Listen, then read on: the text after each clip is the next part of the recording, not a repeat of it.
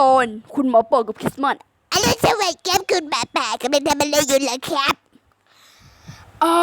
อรุณสวัสดิ์ค่ะตอนนี้กำลังสร้างรถเลื่อนอยู่ละค่ะได้ยินมาว่าคุณซานต้าเขาใช้รถเลื่อนในวันคริสต์มาสด้วยล่ะฉันเองก็อยากทำแบบนั้นดูเหมือนกันล่ะค่ะทีนี้ก็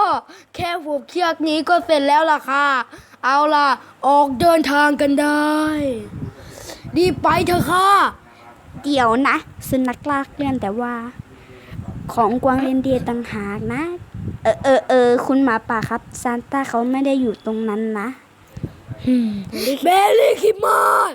ดูท่าทางสนุกแบบนั้นก็ดีแล้วแหละไม่ต้องเบื่อเลยแกนี่ก็นะคุณเป็นบ้า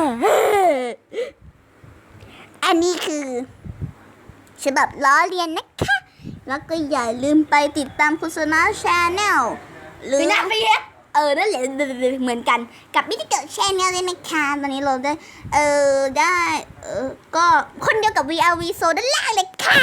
ชื่อช่องแล้วก็เปลี่ยนทุกอย่างหมดแล้ว แค่นี้นะคะอย่าลืมกดไลค์กดแชร์กดซับสไครต์ให้กับช่องสนะซีเฮด